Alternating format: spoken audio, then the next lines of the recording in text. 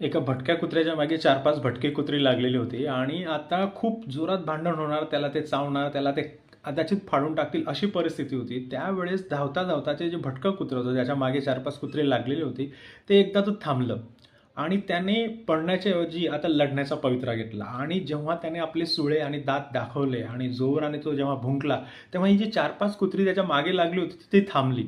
अगदी तिथेच थांबली आणि लांबूनच त्याच्यावर भुंकायला लागली. आणि थोड्या वेळानंतर त्यांचं भुंकणं थांबलं आणि हे जे भटकं कुत्रं तिथे त्यांच्या एरियामध्ये आलं होतं ते अतिशय संतपणे चालत निघून गेलं.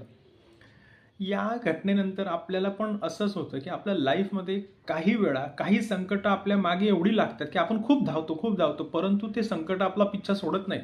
आणि जेव्हा आपण त्यांच्याशी लढण्याचा, त्या संकटाशी लढण्याचा जेव्हा पवित्रा घेतो, त्यावेळेस आपल्याला समजतं की अरे, हे संकट धावून दूर जाण्यासारखं नव्हतं, तर ते लढून त्याला फेस करून त्याचा सामना करून ते संपवण्याचं होतं, हे आपल्याला कळतं.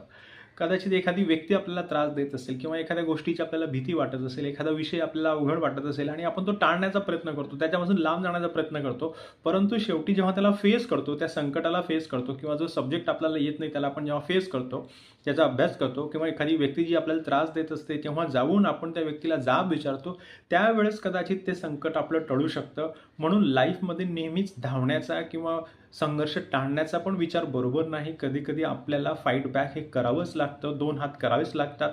अर्थात आपण कोणीतरी भांडण करावं, कोणाला तरी मारावं हा अभिप्रेत नाही आहे या गोष्टीतनं आपल्याला अर्थ. या गोष्टीतनं आपल्याला एवढंच आहे की कदाचित पळणं धावणं आता शक्य नाही आहे, तर मग सामना करा.